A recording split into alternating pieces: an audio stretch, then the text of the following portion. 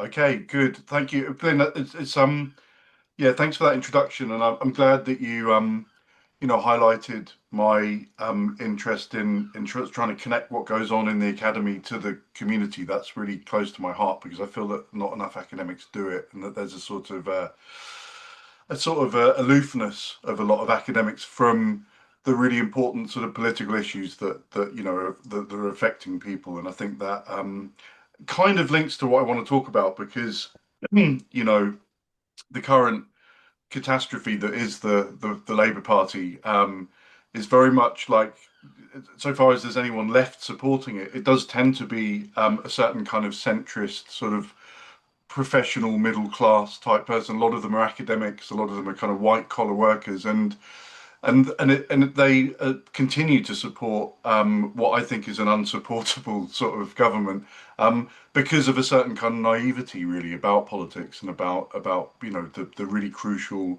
issues that are affecting us. Um, so yeah, that kind of relates to what I want to talk about. So if I can sort of share some slides, yeah, something else about being an academic is that we're sort of pathetically reliant on slides. It's like my brain would stop working if I didn't have some little pictures to show you.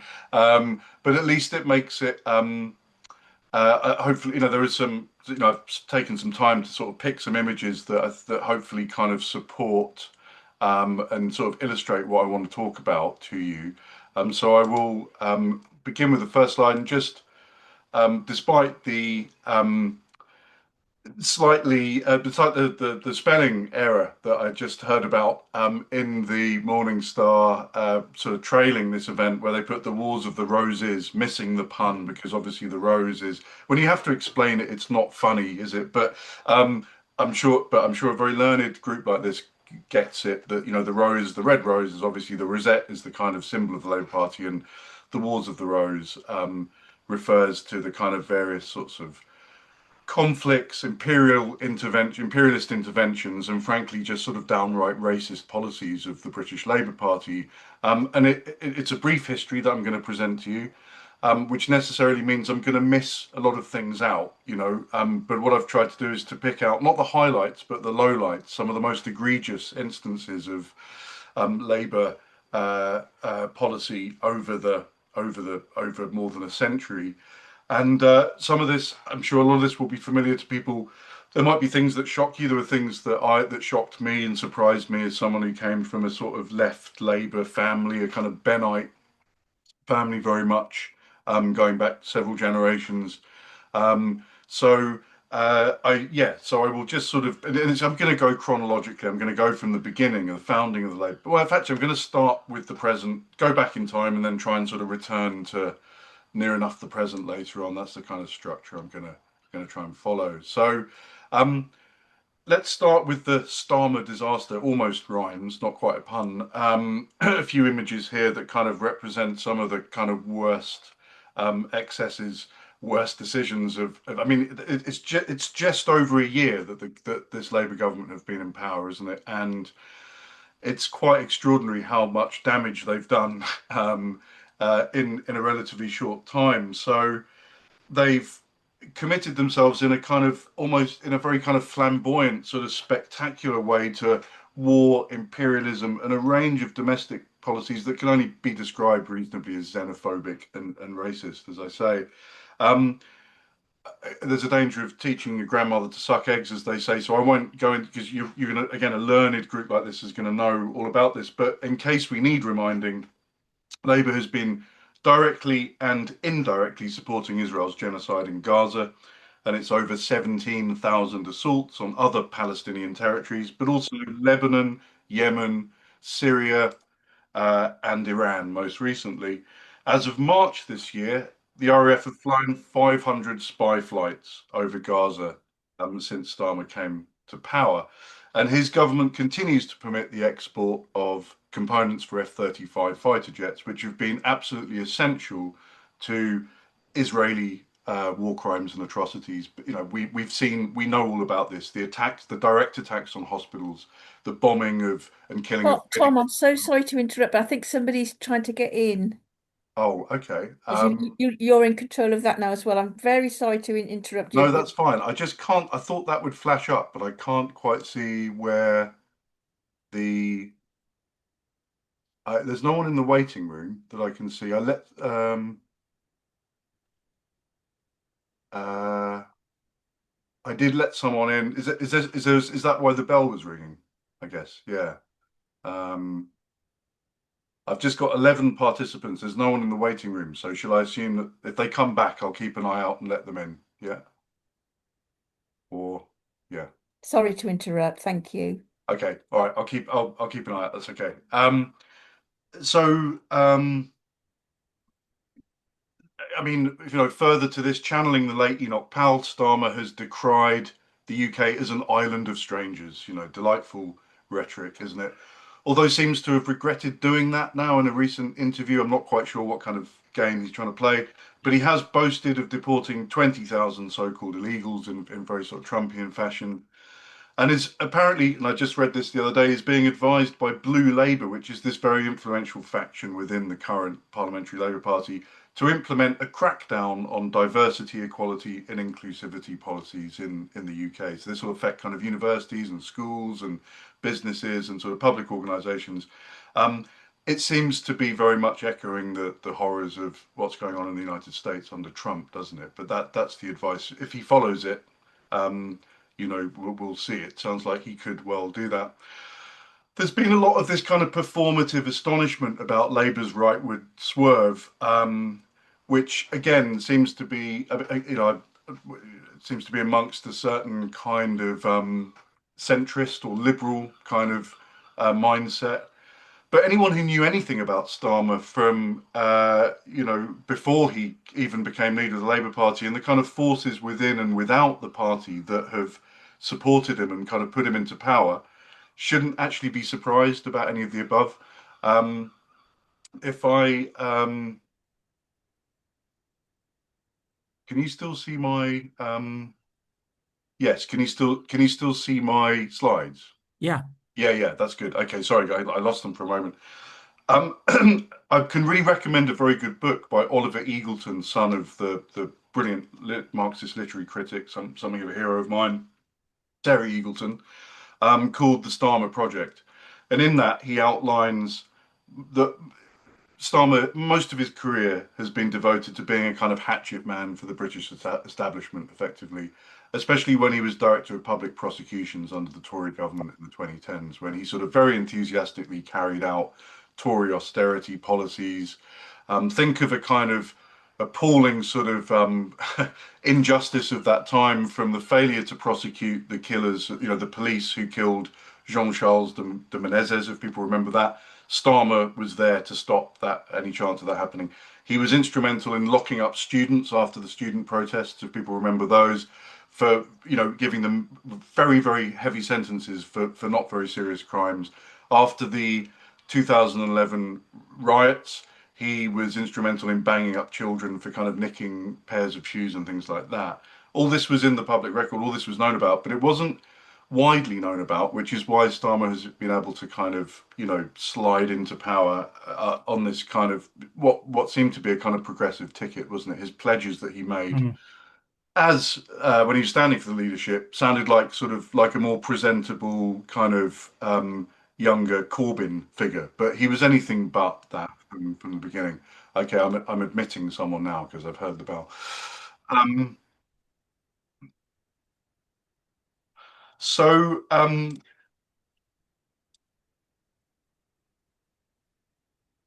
so when if we go back and look at the sort of long sweep of Labour Party history, there's actually nothing new about Labour's complicity in Western imperial violence and racism. There's a couple more books here which I would really advise people to have a look at if they want a sort of more detailed kind of analysis of this. So, Radical Histories of the Party by Robert Clough, Duncan Hallas, and Tony Cliff and Donny Gluckstein show that the popular notion, not least amongst supporters of the Labour Party, that Labour began life as this kind of rainbow advocate for all working class and oppressed people in Britain is actually a myth. Labour was in fact founded to represent the interests of a small and privileged stratum of skilled workers and craftsmen, as Clough puts it, whose wages and living standards rose due to profits reaped from colonial monopoly capitalism in the last decades of the 19th century.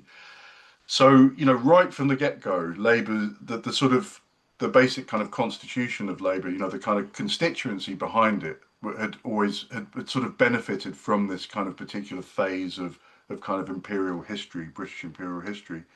Labour thus became a conservative workers' party. I think this is a really important phrase. Sometimes people use this phrase, the Labour aristocracy.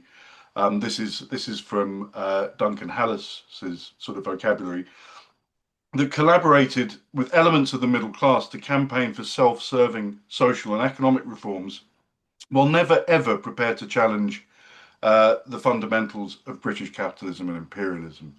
And it's, I think the only good reason to look at history is so that we can come to some kind of, or a very good reason to look at history is so we can come to some kind of understanding of the present. And I think when you see the present day sort of problems and flaws of the Labour Party, this lies in, what was going on 100, 120, 130 years ago. Of course, there's always been a Labour left tendency that has opposed this. And obviously, that we can talk about Tony Benn, and we can talk about more recently the kind of movement out of the Corbyn movement. But all too often, as we saw with Corbyn and Benn, and going further back to, I'll talk about Aneurin Bevan shortly. It's often been sidelined or purged, right? And that happened quite viciously to supporters of Corbyn. No doubt there might be people in this meeting that themselves resigned from the Labour Party in disgust, or were kind of expelled on very, very sort of dubious basis. So in Labour's early years, its bosses believed in this kind of contradictory, it sounds like a contradiction in terms, and it kind of was this creed of empire socialism. This was the phrase they used. This was essentially a policy of preserving the British Empire and all the abuses and inequities that were inherent to it, while introducing elements of public ownership of the wealth that it generated. So the idea was that the kind of the profits and the benefits, the sort of financial benefits of having an empire would be kind of more justly divided and distributed amongst the British working class. Philip Snowden, there was never any suggestion that the empire, the basic terms of the empire, should be challenged. Philip Snowden, who was the first ever Labour Chancellor of the Exchequer in 1924, said that there were inexorable limits to the right of self-determination for colonised peoples. There was no interest in giving independence to any of these lands. So it was pretty much as imperialist as any other party or mainstream party was. Other Labour supporters were even worse than that. They were confirmed biological racists. So the Fabian Society, which Starmer, I think, is a member of, and sort of middle of the road, sort of centrist Labour MPs have always been kind of quite close to. It's still around, the Fabian Society, but the founders, Sidney and Beatrice Webb, sort of pictured just here, fretted in 1913 that the Western European races may go the way of half a dozen other civilizations, to be succeeded by a new social order developed by one or other of the coloured races. I'm not going to read the rest of the sentence because it is filled with pretty offensive racist epithets. This is not the language of Hitler. This is not the language of, ultranationalists at that time. It's the language of the supposedly progressive Fabian Society founders, Sidney and Beatrice Webb. Let's talk about what Labour did in power with the Ramsay MacDonald government. I mentioned obviously Starmer's complicity with the Gaza genocide. There's nothing new about that. You might be not surprised to hear. So Labour's involvement in oppressing the Palestinians goes back to at least 1929, when Ramsay MacDonald responded to a general strike and a wave of protests in Palestine, then, of course, under British colonial domination, under the so-called Palestine Mandate, by sending troops in to basically just kill 200 Palestinians and imprison many hundreds more. So a total zero tolerance approach. You dare to stand up for your rights, to strike, to do anything, we will come in and we will effectively exterminate you. That was the attitude. In the 1930s and 40s, when Labour was out of government, there was this sort of internal wrangle in the party about the future of Palestine. with some support of Zionism and quite a lot of support for Zionism, but a kind of a tendency of faction within the Labour Party that was very much kind of opposed to that and wanted to sort of protect the Palestinians. Unfortunately, the sort of anti-Zionist rhetoric took on often a kind of just a nakedly anti-Semitic character. Of course, we're talking about the 1930s and 40s here, where anti-Semitism was unfortunately not a rare problem in Europe at that time. Um, but by 1944, when the party, in the 1944 party conference, it was absolutely clear cut in its declaration. I'm going to give you that declaration now, in word by word. Let the Arabs be encouraged to move out as the Jews move in. So it was absolute support of the Jews coming, of Jewish people coming in and settling and just taking over Palestine. And what is really kind of ironic and shocking, and again, according to Robert Clough, this is this is in his book. Chaim Weizmann, who was then president of the World Zionist Organization, was actually shocked by how enthusiastic Labour were. It went far beyond our intentions. So this was even the most, one of the world's leading Zionists at that time was shocked by how much more Zionist the Labour Party were than his position. So it kind of gives you, well, this is going to be a running kind of theme because that was not the last of Labour's kind of support of Zionism. Um, On to talking about Labour backing government in the 40s. So concurrent with this kind of, blatant support, official support of Zionism, was Labour's probably their most shameful turn on the world stage. If you thought it was Iraq, if you thought it was Afghanistan, think again. Um, its heavyweight political players, so people like Clement Attlee, who would later become Prime Minister, Ernest Bevin and Sir Stafford Cripps, were appointed to Churchill's coalition government during the war. As you know, there was a coalition government there throughout the war years. This made them complicit in the forced famine of 3 to 4 million Bengalis. People will know about the Bengal famine. Um, there's not time to go into the gruesome details. I can recommend another excellent book, which is Late Victorian Holocausts by Mike Davis, which gives you the kind of longer range.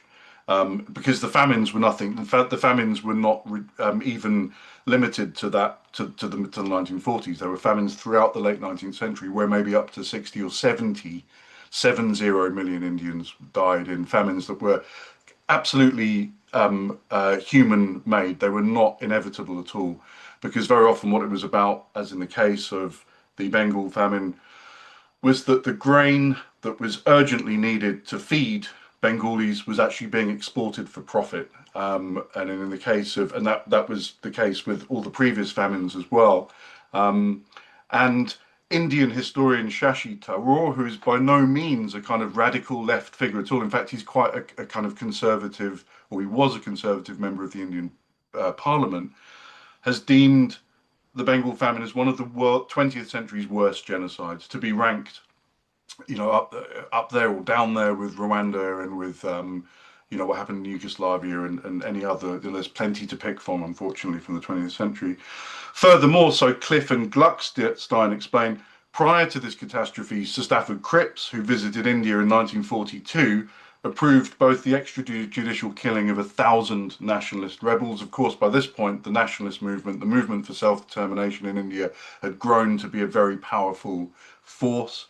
This is the time of Nehru and Gandhi and those sort of figures. Nehru and Gandhi and other Congress party leaders were thrown in prison by someone who called himself a Marxist, believe it or not, Sir Stafford Cripps, a Marxist lord. There's a kind of strange contradiction, isn't there?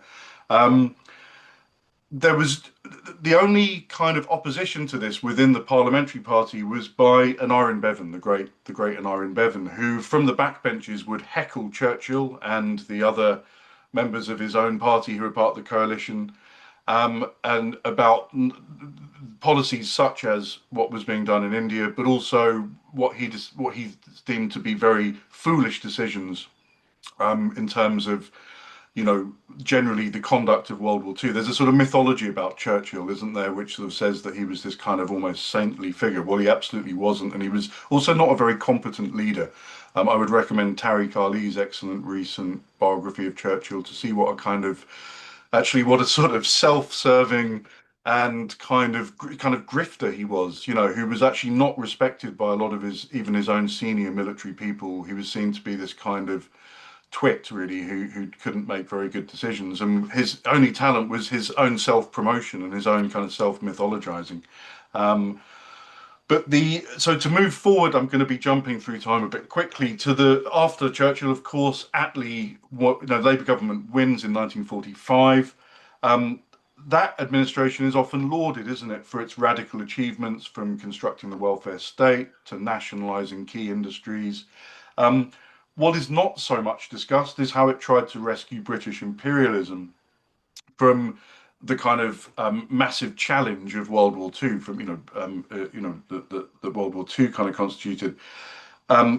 What the Attlee administration did was to dress up torture, summary execution, invasion, and exploitation across the colonies in the language of democracy, socialism, and the Atlantic Charter, as Clough puts it. And again, I think here we have a sort of abiding theme of, sort of Labour leaders, Labour prime ministers on the world stage, is that they somehow feel they can get away with, you know, atrocity and exploitation and imperialism because they know how to kind of market it better. They do it with a smile, and they do it using the rhetoric of sort of liberalism. And we're there to help people. We're there to kind of uplift people. And this, in some ways, makes them arguably more dangerous than those Mm. sort of, the Tories or other parties that were just like nakedly, you know what, imperialism is good, and we're there to do what the hell we like. I liken this sort of this to a great quote from Malcolm X, who said, "Beware." When he talked about beware the fox more than the wolf, right? And he was talking about in the context of the civil rights movement in the United States in the 60s, that, in some ways, the kind of white liberal who pretends to be a supporter of civil rights and black emancipation, but actually doesn't deliver on it, is kind of less trustworthy and more dangerous than the hardcore racist who from the get-go that he's not on your side and he's not going to help you. And I think we're starting to see that, that kind of model, with Starmer very much. Starmer's getting away with things that liberals would say, "Oh, Boris Johnson, what a horrible Tory, nasty piece of work." But actually, objectively, Starmer is very much to the right. I'll come back to that in a moment. Than Johnson. But none of my sort of centrist colleagues at the university where I work will ever dare to sort of suggest that, for them, Boris Johnson and Thatcher and these kind of Tory figures will always be these folk devils, which will always be much, much worse than anything that wears a red rosette. I think we have to challenge that idea a little bit. So in this period, in the 1945 to 51 Attlee administration, Labour bungled the partition of India, which Nehru and Gandhi both warned would result in communal bloodshed. In the end, up to 2 million people died. But it was, in these kind of desperate attempts, as the sort of Hindus and the Muslims had to relocate, and there were inevitably going to be conflicts and terrible atrocities, and that is very much on the conscience, or should be on the conscience, of that government at that time, the Labour government. Attlee also sponsored resurgent fascists in Greece, despite World War II was supposed to be about defeating fascism. That was the way it was kind of presented. Who were allowed to basically murder hundreds and jail 50,000 people. I mean, that's quite a lot in a country with a relatively small population like Greece. That's quite significant. Attlee also intervened in Southeast Asia to prevent Vietnam from achieving independence from France at the moment when the Japanese had been defeated in that part of the world. And the French obviously had lost their colonial control because France had been lost to Germany. There was this opportunity for Ho Chi Minh and the Viet Minh to. Sorry, my cat is scratching at the door. I'm going to have to let you come. Right, sorry about that. There's also my baby might be crying in the background as well, but don't worry, she's being looked after. My wife's on that. So yes, so Ho Chi Minh, who of course would come to prominence as the 30 years later, when the United States had come in and was trying to defeat him in Vietnam, defeat his movement for self-determination. But in 1945, British troops in India were sent in to stop Ho Chi Minh from achieving independence for Vietnam. And this is a line from Clough. "But for Labour," writes Clough, "there would have been a revolutionary government in a united Vietnam in 1945 not 1975. So the horror, the 3 or 4 million people that were killed in the Vietnam War could well have been prevented by Attlee if he hadn't taken that decision, you could argue. Um, Labour also at that time, sort of towards the end of the Labour government, about 1950, 51, sent 12,000 troops to assist the American war in the Korean Peninsula. That was to cost at least 2.5 million lives, mainly Korean ones. Let's be honest. And again, the Korean War is doesn't it's strange. It's sort of underreported and not really talked about as much as Vietnam and Iraq and these other kind of disastrous U.S. imperial interventions. But it was a hugely bloody and kind of pointless war, which led to another kind of really like another stalemate between the United Nations, because it was a UN operation, or it was mostly American led, and the North Koreans backed by the Chinese and the Russians to an extent. Attlee's 1945 election manifesto promised to support Zionist settlement not only in Palestine but in Egypt, Transjordan, and Syria. So that's quite, again, we go back to that kind of quite enthusiastic support of Zionism. Though the commitment was, to be fair, was later sort of watered down after there was pressure from Arab leaders and states, some of whom were still under British imperial control. So there was a kind of a bit of a contradiction there, how to keep these kind of what were still, colonial subjects happy, who were obviously sort of members of the kind of Arab community, but also advancing a kind of a sort of Zionist agenda. Um, but as things changed, because as the Cold War developed, a consequence of the labor establishment's alignments with the aims of US imperialism, and this is again we see this with NATO, with Starmer just blindly sort of zombie-like, just kind of worshipping NATO and saying whatever we've got to defend NATO and we've all got to be part of NATO and wherever NATO goes we will follow. You see the origins of this really in the late 40s. And a consequence of that Labour commitment to US imperialism under the kind of guise of NATO was its unwavering endorsement of Israel's right to self-defense. Wherever we heard that, we still hear that phrase now, don't we? Even when it was attacking its neighbours, which it was soon doing after 1948.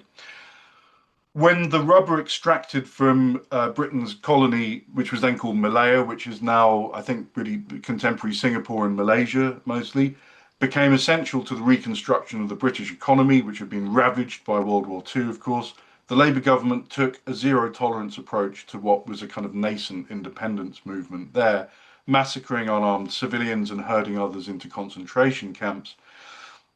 And another kind of unpleasant something that maybe one would not want on one's CV is the fact that another kind of economic need that Britain had at that time was gold. And for this reason, Harold Wilson, a youngish Harold Wilson, who was then president of the Board of Trade in the Attlee administration, struck lucrative trade deals with apartheid South Africa, which then as now has lots of gold to invest. And that would be a policy that would continue under future Labour and Conservative governments. So it was a very, despite the occasional rhetoric about the horrors of segregation and apartheid, the actual trade with South Africa went on, on and on and on until, the end, until Nelson Mandela was freed and the apartheid regime fell.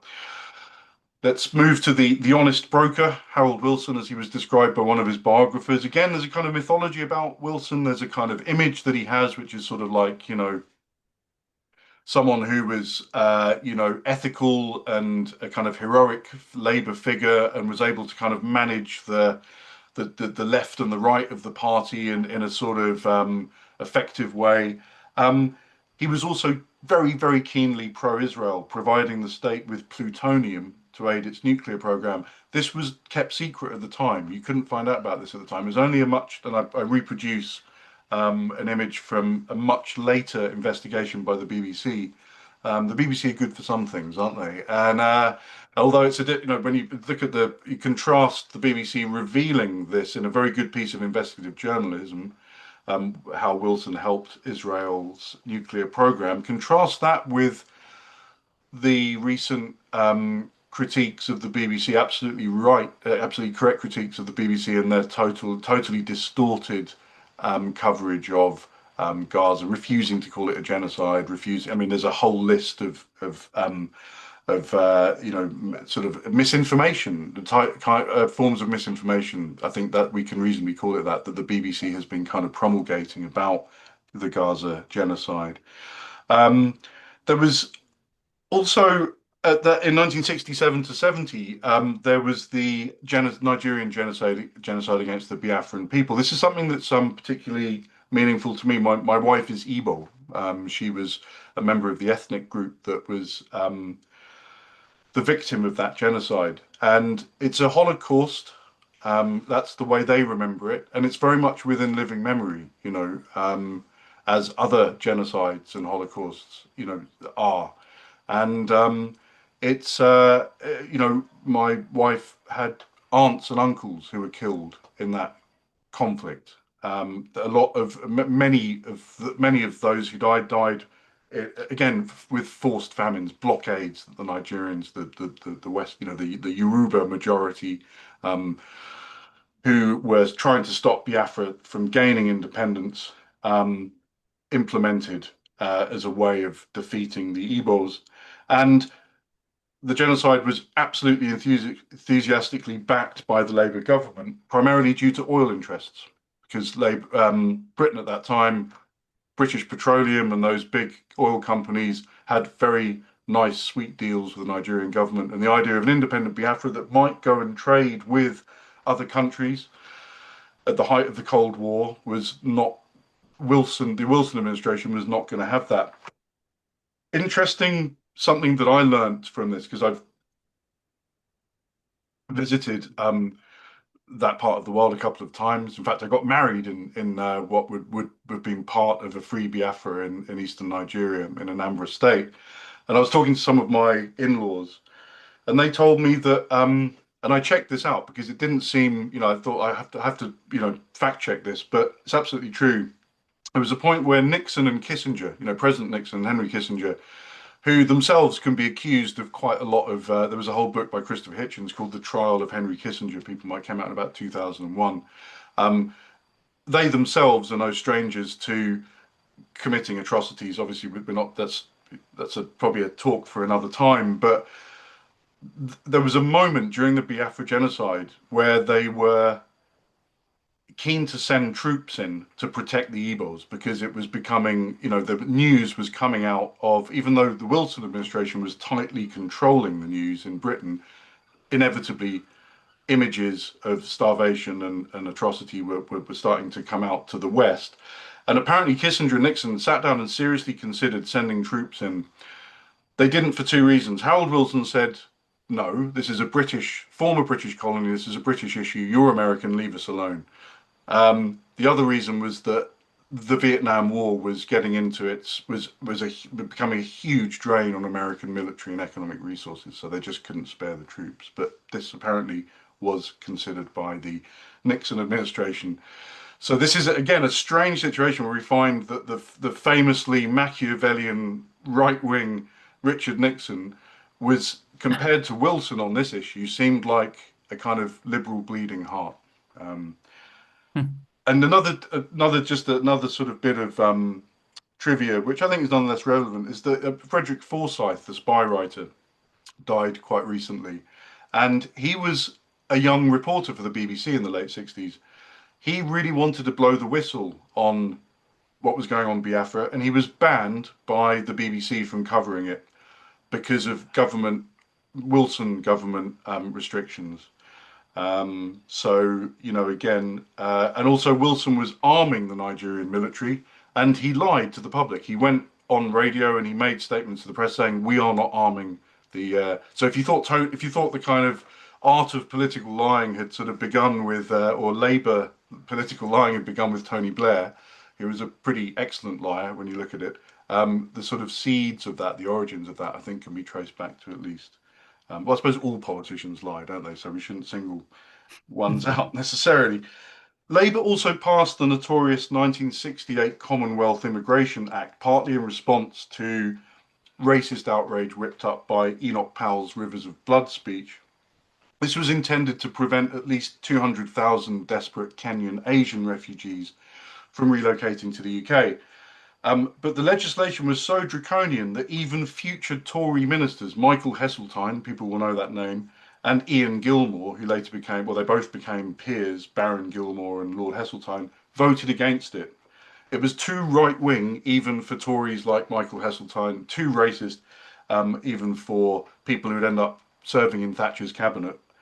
Ian Gilmore described the legislation as simply designed to keep the blacks out, as just being a blatantly racist piece of legislation. Interestingly, the Times newspaper, not known for its leftist position, and I looked this up. I'm a very boring person who spends a lot of time looking at newspaper archives, and I searched for this, and I found this quote from the Times. The Times Times editorial at the time decried the Commonwealth Immigration Act as probably the most shameful measure that Labour members have ever been asked by their whips to support. So, if you've got Michael Heseltine against you and you've got the editor of the Times in the 60s against you, maybe it's time for a rethink as to sort of how progressive you might be. Um, let's sort of not, for the sake of, let's be fair about this. I mean, Labour deserves praise for not contributing troops to the Vietnam War, despite um, Johnson and Nixon really leaning on Wilson to do that. I think that's a good thing. Nonetheless, Wilson and his senior colleagues repeatedly supported the US's disastrous intervention. Again, you had figures like Tony Benn who was still part of the kind of Labour leadership, but they were brave enough to be absolutely against the Vietnam War, and they spoke up against that, and they deserve credit and praise for that, I think. And despite not committing British troops to the Vietnam War, Wilson sold weapons to the South Vietnamese regime, the puppet regime, the neo-fascist, very nasty regime that the Americans were backing during that conflict. And Labour authorised the British Army to train South Vietnamese soldiers in Malaya. The last kind of point I was going to make about not just the sort of, because Wilson obviously had two premierships, and then was followed by very briefly by a Pompey boy. I don't know if anyone knew that. James Callaghan. He's from Portsmouth. You got a James Callaghan Road around here, whatever that means. Not much, if you ask me. But both of those administrations are responsible really for some pretty horrific crimes in Northern Ireland, because obviously in 1969, when the Troubles begin, Labour deployed troops to Belfast and Derry. They spun that as a kind of peacekeeping operation to protect both Catholic and Protestant communities, but in practice, it was there to shore up, to buttress the very repressive sort of semi-dictatorship. That's what it was, really. It was of Northern Ireland at that time, the Ulster, or called Ulster, depending on your unionist regime.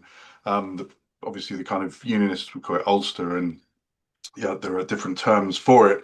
At that time, I think the United Nations was doing a kind of survey of the most oppressive regimes in Europe at that time. And you have to remember that there was, you still had Spain and Portugal that were effectively dictatorships.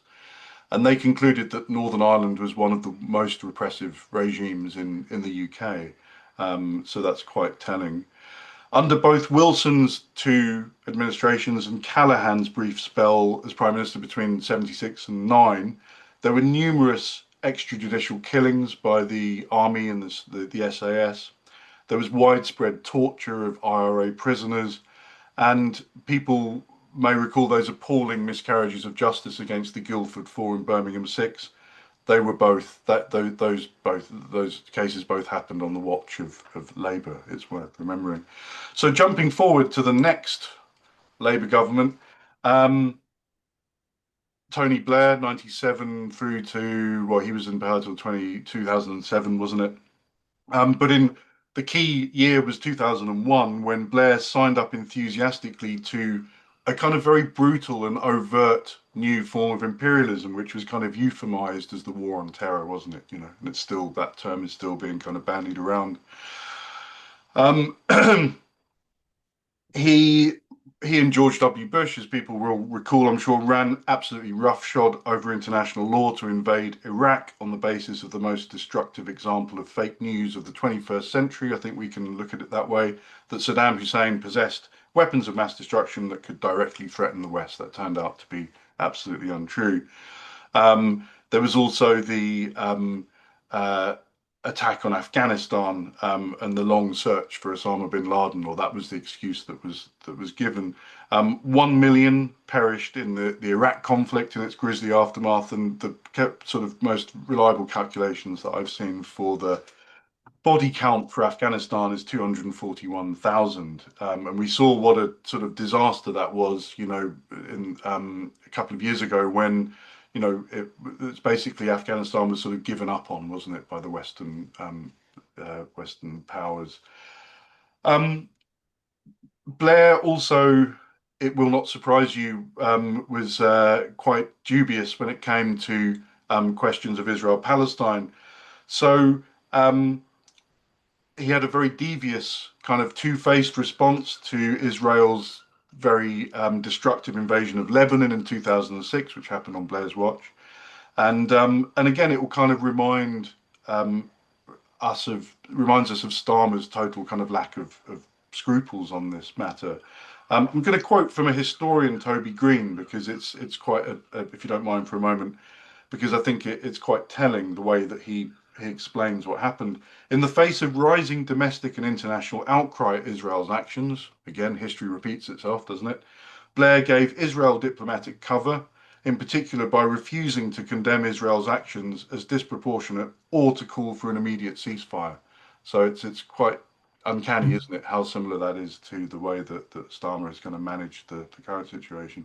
Also, then, as now, a Labour government continued to allow British arms manufacturers to sell weapons to Israel. Of course, this kind of belligerence abroad or this support of aggression and war abroad was matched by Islamophobic subjugation at home.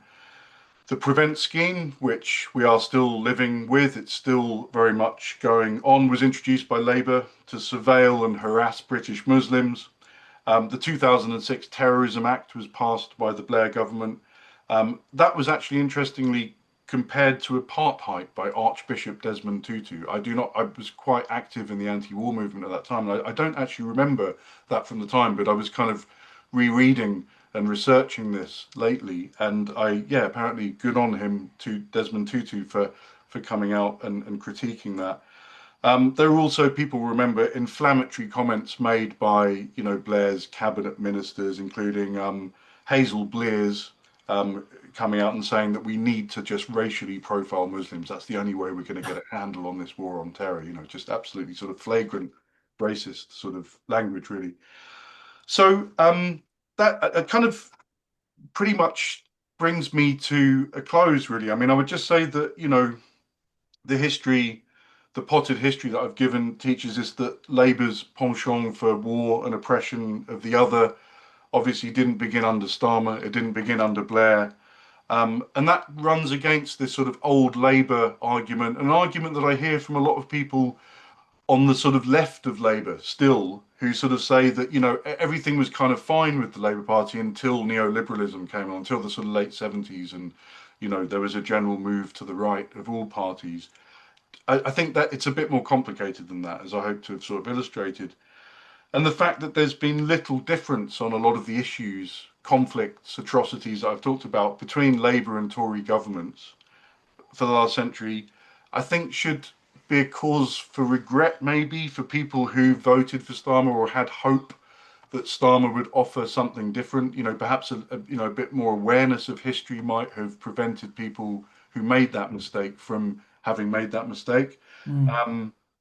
And I think, the evidence is mounting up, isn't it, a year into this Labour government, that in many ways on matters of war and imperialism, Starmer isn't the lesser of two evils. Remember that phrase being used a lot? I mean, but I remember them using it about Blair, when he was in power.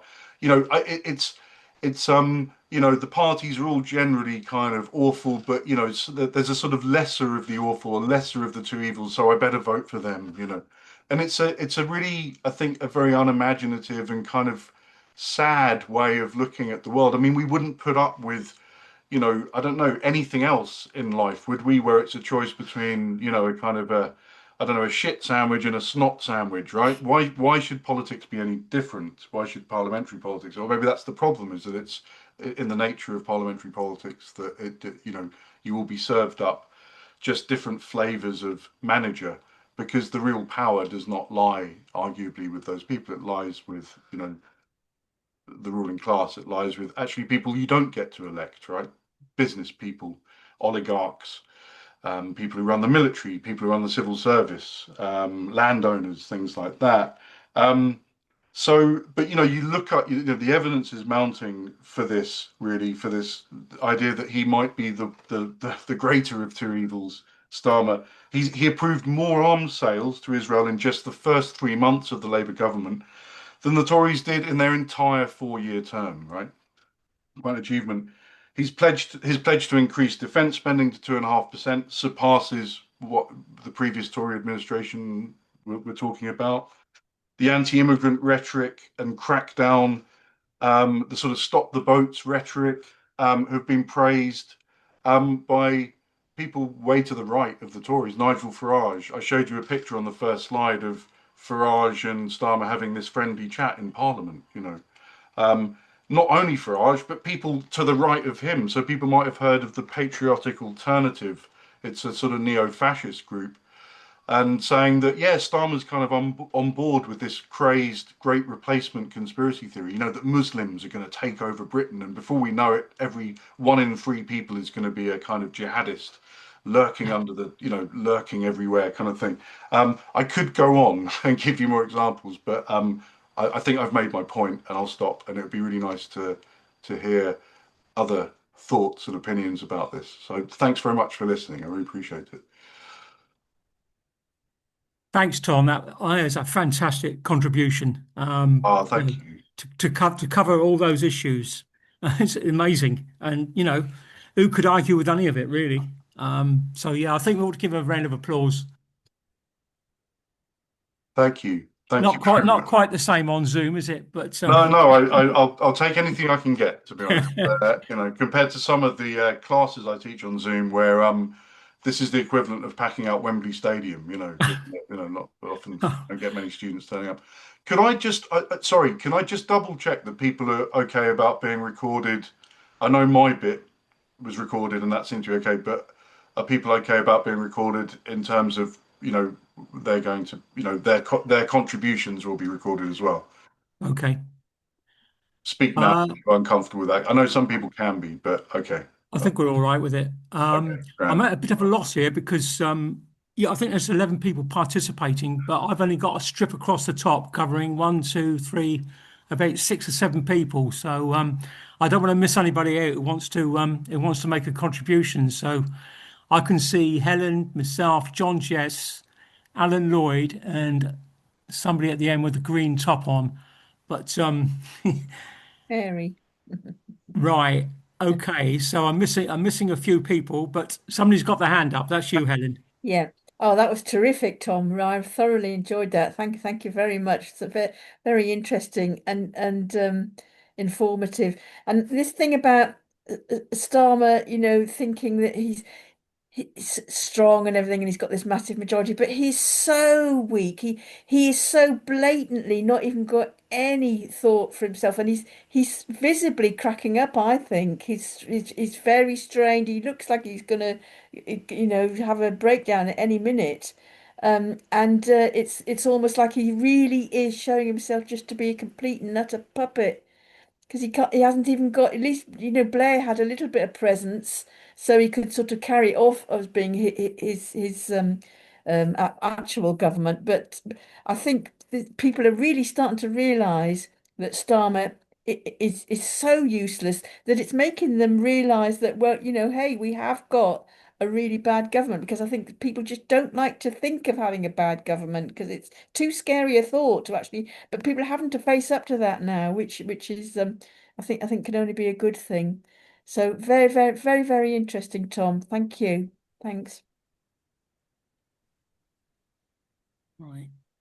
Thank you. Somebody's put a question. How do people on the left, it's gone, people like Corbyn square themselves with what's happened, I guess, with the Labour's policy. But Yeah, it's a really tricky one, isn't it? Because there's that kind of, I do have sympathy with people who, there's a lot of comrades and a lot of people I know, you know, in Portsmouth and all over the country who feel that there's some.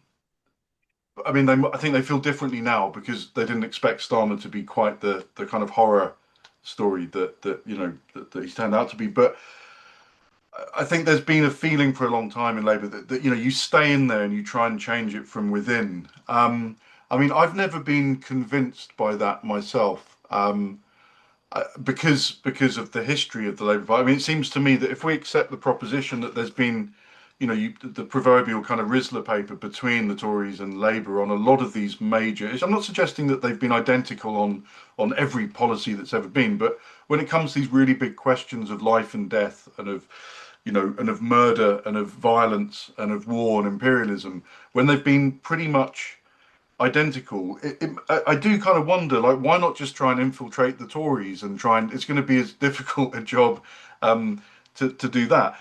But at the same time, I suppose, yeah, there is this tradition of left opposition within the party, and there's a lineage there, isn't there, from Corbyn back to, I mean, Galloway is quite a I don't know, a divisive figure now, but he certainly was a kind of a voice within the Parliamentary Labour Party during the Iraq War that was kind of giving an anti-imperialist view. We can go back to Ben, we can go back to Bevan. There are other figures sort of adjacent to them, but yeah, I mean, I think maybe Corbyn, because he was expelled, he was forced to make a break with the Labour Party and the Labour tradition. And maybe if he founds this new party, it can be this clean break. It can be this kind of, it can put some distance between itself and this kind of quite dark legacy that we've been talking about. And maybe that kind of, if there is a dilemma for him, that kind of solves it for him. I don't know. I mean, I'd be interested to hear his, how what he would think about this, and why he stayed in the party for as long as he did. In the knowledge, I'm sure he knows this stuff, or maybe I don't know. But yeah, I'd just like to say, but with reference to Corbyn, I think when he was the leader of the party, he would have definitely, if he'd won the election, he would have definitely adopted a different foreign policy altogether. sure, His record has always been good on these issues. I think when he was leader of the Labour Party, he got up and spoke about, I think it was Iraq, where he apologised for the yeah, actions of the Labour government at the time. So that was our heyday, really. I mean, I've sort of fairly recently quit the Labour Party, but mm, that would have been tremendous. But I mean, obviously Starmer operated to sort of undermine him with this EU thing and the second referendum, which probably killed his hopes of because he had a lot of support. I mean, a tremendous vote in 2017, and even in 2019, he got more votes than Starmer did. So it was within touching distance in a way, but there you are. Yeah. Okay. Anyone else want to come in? Brent, do you want to come in, Brent? Yeah, sure. Look, if we hadn't voted Labour in 2024, we would have a right-wing authoritarian government. I'm joking. We already have one. Okay, that was a joke. Just a few points. We don't owe the Labour Party anything. We owe it absolutely nothing. People talk about the National Health Service. That came about as a result of the situation of the balance of class forces in the world after World War II. If we owe it to anyone, we owe it probably to the Red Army, its officers and men, and its commander in chief. That's who we owe it to. Another point about Starmer, anyone with sort of, maybe an IQ in double figures would have known that his role of shadow Brexit secretary, despite anything else he may have done or said, that would have been enough. He used the EU issue to undermine Corbyn. That should have been the end of him. There are a lot of good books on the Labour Party. And there's another one, if you can see it. It says Harple Bra. It's called Social Democracy, the Enemy Within. Now, as for the idea of reforming the Labour Party, I was always very sceptical of that anyway. I believed it for a while, whilst during the Corbyn era, maybe a little bit before actually, for some strange reason. But I think what's happened in the last decade is proof that cannot be achieved. We don't need any more proof. I'm glad to hear that Glyn's now left the Labour Party. Just on a question of terminology, and a lot of people do get this wrong. The Labour Party is not a centrist party, it's a party of the right. It's a centre-right political party. It may not be as right-wing as certain other organisations, may not be as right-wing as the Tories, but it's not party of the centre, it's a party simply of the right. Just on the question of Galloway, George Galloway is not a divisive figure. Liberalism, of which he is an opponent of, is a divisive ideology. In the last few years, liberalism or toxic liberalism and some of the sort of ideology that surrounds it, that's divisive, not George Galloway for opposing it. Other than that, excellent, absolutely excellent, very, very informative. These things people do need to be reminded of. You mentioned the only thing you could possibly credit Harold Wilson with. Yeah, he didn't send troops to Vietnam. I think Keir Starmer would have done. But yeah, thanks, Tom. It was well presented. Good use of PowerPoint as well. So well done. Thank you. Thanks. Yeah, would largely agree with what you said. I mean, I think with Galloway that there's this sort of I saw him mobilising this kind of stop the boats rhetoric on some kind of god awful ITV morning show, and I find that very I found that kind of stuck in my craw, and made me that seemed a little bit kind of populist, and not in a good way. So I don't know. I mean, that's maybe the only thing that I might sort of disagree with you on. I think that it's an interesting point. Just going back to sort of a couple of points that were made earlier by people, and I think that is that really is the kind of I suppose sort of reformism or revolution kind of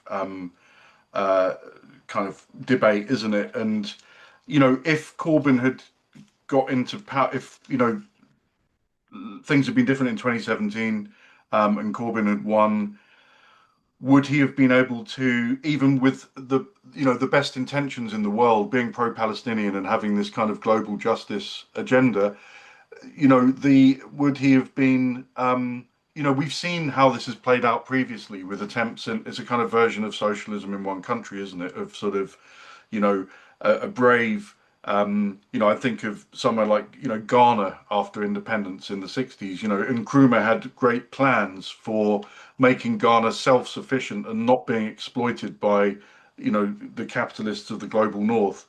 What happened? The CIA took him out, and, funded and aided the kind of representatives of the sort of vested landowning interests that he was trying to take on. I'm not suggesting that it would have been that blunt with Corbyn, but there would be ways in which the US or the EU maybe, or the other the kind of the other rich nations or the other powerful nations in the world would have punished that kind of. I mean, it's become a bit of a cliche, but at the time of Corbyn, there was a lot of sort of citing of that. A very British coup, that drama series that was, I think it was a book originally by Chris Mullins. Chris Mullins. Mullins. Yeah, Mullins, yeah. But that showed what could, potentially happen, or I don't know. I mean, we don't know. That's the thing. It's sort of it's getting into sort of counterfactuals, isn't it? I mean, I'd like to.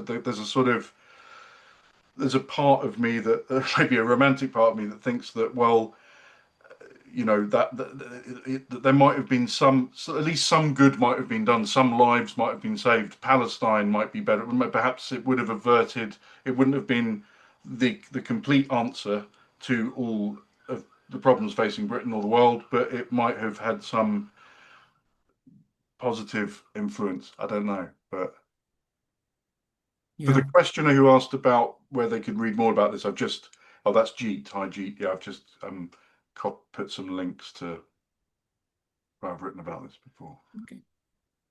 Does anyone else want to come in? Yes, please. I'd like to come in. Yeah, go ahead.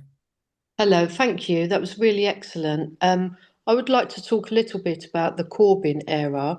And he always emphasised that it was nothing to do with him and it was all to do with us. So there's something about the levers of power. And so many people were motivated and infused by him saying that. And you could feel tangibly the excitement and the difference. And it's about representation. And how does that happen? Can it happen through mainstream politics? It was like 30,000 votes short of doing so. Whether there would have been a coup after that, I don't think so, simply because the people were already out, the genie was out. You know, a bit like Venezuela, whatever, it might have happened, but once people are out, they're out, and people were definitely out for Corbyn. They really were. So it's something to do with it about being us and who's going to best motivate that. And it wasn't even about him. I mean, he had policies. I think the thing that was one of the stumbling blocks as well was the trade unions. I mean, having been to conference about three times during that whole era, we were just about to have the right to deselect our MPs if we weren't happy with them. And it was all going to be very polite, very civil. It's just that if we weren't happy with them, they may not have a job for life. We may be able to vote for someone else who was going to represent us. And there was just this deal done before we even got to conference with the unions and whatever. So it's about who owns the levers of power in who represents us. And that could be the trade unions, it could be the media, it could be. But once people got out on the streets, we were so close. It doesn't mean that we've got the ability or we haven't really got the desire to do it again. Well, I certainly haven't, not for a little while anyway. So what happens now, kind of thing. But you could almost see it and feel it. Sorry, there's not a question there, I guess. But then what do we do then? What do we do? I mean, because, all right, Labour Party's not great at representing us at the moment, but could a political party be great if we all join in?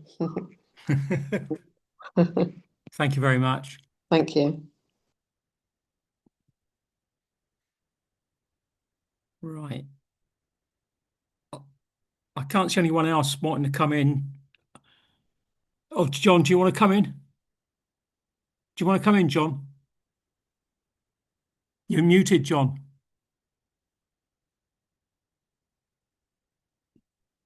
He's gone. Oh, yeah. There you are. Yeah. No, I've, lived through a lot of prime ministers in my life, and, I'm a war baby. And I would say living through the Harold Wilson time as a person, like a family man with children, etc., say for me, Harold Wilson was the best time. Might not have been internationally, but for me, as soon as Harold Wilson went, then the whole, the Thatcher, etc., and that I'd say was my best sort of prime minister. But I think with Keir Starmer, the difference with Keir Starmer and other leaders is other leaders were slippery, crafty, coming with their guitars and, Sonny Jim, this, that, the other. And all the Starmer comes in, he's got an axe in his hand before, he hasn't even got time to, and he's being slippery. There's no grey areas. It's straightforward. You're either a raving right-wing fruitcake. I'm going to throw. He threw 4 people out tonight 4 Labour MPs out tonight. It's ridiculous. So I just think he's a complete an amateur on the crafty side of politics. You know, like the old Tony Blair, the Qatar. I'm an honest kind of guy and all that. You know, well, this bloke is something else. Anyway, it's been fantastic chat. It was really fantastic. Thoroughly enjoyed it. Thanks, John. Right. Unless we're someone wants to come in, I don't know. I think we're nearly there. I don't know if you want You've to. got Brent and Robert. All right. Okay. Brent Sorry, and Robert. I Bob, can't see Bob everyone. Parks. Bob All Parks. right. Okay. Go ahead then. Okay, no, I'm sorry, I missed the whole lecture, but I just wanted to say I'll always support Labour no matter who's in. I mean, Gateskill said he was very right wing, and Aaron Bevan was really right wing. But what is the alternative? There is no alternative to Labour in English politics. I'm certainly not going to vote Green because they're all liberals. I don't really know what to say. That's all I want to say. All right. Thanks for that. I don't know if you. Is there anyone else? Yeah, Brent. Yes, I've got my hand up, Glenn. Oh, sorry, Brent. I can't see you, mate. Yeah, go on. Yeah. Just with the Zoom, there's a thing on the end. There's a list of pictures, and if you scroll, press an arrow at the end, you can see other people. Right. Yeah. Just a question of George Galloway and the stop the boats. It's a tactic. Ultimately, if you've got people saying we need to stop this invasion, which is not an invasion by any means anyway, doesn't there's a set international criteria for an invasion, but at the same time supporting the Royal Navy in the South China Sea or the Black Sea or places far away from this country. So if you really think it's an invasion, why have you got ships the other side of the world? It is a tactic. It can be misunderstood, but it's pointing out the stupidity of the whole thing. You know, if this country's being invaded, why is the navy the other side of the world? That's all. Yeah. As for saying, I mean, there's problems with the Green Party. There's problems with a lot of there's problems. Okay, I'll be brutally honest. There might be problems with the Workers' Party of Britain, which you might have noticed. I've a little bit of sympathy for. But yeah, the Green Party are all liberals. The Labour Party is a centre right political party. So yeah, the if you and also the lesser of two evils. Yeah, the shit sandwich and snot sandwich are a good analogy. But more equally, by going down this route, all people have done is they've actually emboldened evil. They've actually strengthened evil. They've actually pushed the centre of gravity. By continuing to do that now, you are simply pushing the centre of gravity of politics to the right. If we look at maybe forgetting about the Greens, if we look at the political spectrum, it's somewhat within the House of Commons. It's really a choice between somewhere that starts on the centre right and ends on the far right. We need to actually expand the political spectrum. It's like almost like a concertina that's closed. It needs to be opened up. Around the time of the 2017 election, that concertina opened up. With my hand moving the right way, I'm sure people here get the point. But this idea of lesser of two evils, it doesn't work. It hasn't worked, and it probably will never work. Was the Labour Party once reformable? Maybe, maybe not. The speaker seems to think it never was reformable. Maybe I've missed something there. Maybe I've got that wrong. It's not anymore. It's over. Something else has to be built. Maybe it should have been. Maybe it should have been done years ago. Maybe Corbyn could never have succeeded. Perhaps.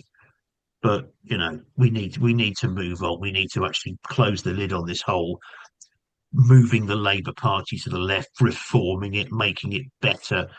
We need to move on. Thank you. Okay, thank you very much. I think everyone's had a go, Tom. I don't know if you just want to sum up and then. I think there's Helen with her hand up. All right, okay. Yeah. I just wanted to say because I think for Bob would have found it really useful seeing your presentation tonight, Tom, and it's a shame that you missed it. So could it, when you've uploaded it to YouTube, could you send the link to Glyn Tudor, who can then send it round our email list, and I think Bob could get have a look at it then. Oh, thank you. Because it's I think you'd really get a lot from it, Bob. Yeah. Yeah, Thank happy to. Yeah. No, that's great. Yeah, it's there for whoever might find it useful. Absolutely. Okay, Tom. I don't know if there's a lot to say. I mean, obviously, it's a very full discussion and tremendous presentation. I mean, any final thoughts at all? Yeah, I mean, I think, yeah, there's no point in kind of, I suppose, as I kind of said earlier, in looking back at the history of these kind of questions without thinking about about the future, where it can point us in the future. And perhaps like, sorry, was it Brett, BCU you've got on your Brent. It's Brent. Sorry. And I think I'd agree with a lot. No, it's Ben, by the way. Ben. Oh, okay. Sorry. I'd agree with what you said about the reformability of Labour. I think whatever the case was in the past, and I definitely come from a sort of family that were as I said were sort of leftist within Labour, and absolutely bought into that idea that you could kind of push the party to a more progressive agenda. I think where we are now is really a kind of crisis point, and I don't think I can't really imagine how it seems like the Starmer, the year of Starmer, or it's been longer than that, really, isn't it? Since he became a couple of years of Starmer, is just, especially when it comes to questions of like foreign policy and how Britain behaves on the world stage. I find it very hard to see how we can kind of and I think, in fact, I had this conversation with some colleagues in the Palestine Solidarity campaign here in Portsmouth, the branch here. But I think it's worth thinking about this idea of BDS, boycott, divestment, and sanctions. And people aren't buying Coca-Cola because they're doing business in a way that benefits the Israeli war machine. People aren't going to McDonald's, and I mean, why would you? All these brands are pretty hideous anyway, in my view. But could we not broaden that out? And I think this speaks to kind of what sort of perhaps picks up on what Ben was saying, or relates to what he was saying. All that time that people are paying membership subscriptions to any party that is behind the genocide is surely, that makes you complicit. That's kind of you voting with your, if not your feet, with your wallet, and so that kind of has to stop. So I mean, almost like not doing anything is better than not that people should not be doing, because obviously there needs to be an alternative. But I think it's like, first, don't do no harm, as the doctors step back from doing harm. So I suppose that's kind of my attitude to Labour now, as a result of the kind of research that I've been doing and understanding the history of it, and understanding that the seeds of that innate sort of conservatism were there from the beginning. It was never set up to represent the working class. It just wasn't intended, the entirety of the working class, and it sure as hell was not set up to defend the rights of oppressed people abroad, right? So, Thank you very much. Yes, thanks for that, Tom. It's a really great meeting, and thanks for your offer of doing another meeting for us. We're certainly, I can't make a decision now. We'll discuss that with our colleagues and get back to you. That's very nice of you. So thanks very much for having me. I really appreciate it. No, it's been great. Yeah. I think everyone's found it very educational. Thank you so much. Thank you. Great contributions from everyone as well. It's very thorough. Makes me think again about and think more deeply about this kind of stuff, which is always which is sort of a very good thing for me to come away with. So yeah, appreciate Brilliant. it. Okay, lovely. Okay, folks. So we haven't got a meeting in August, so we'll be back again in September. We've got to get together and sort out what our program's going to be. And we'll keep you all posted. And thanks for coming, comrades, and all the very best.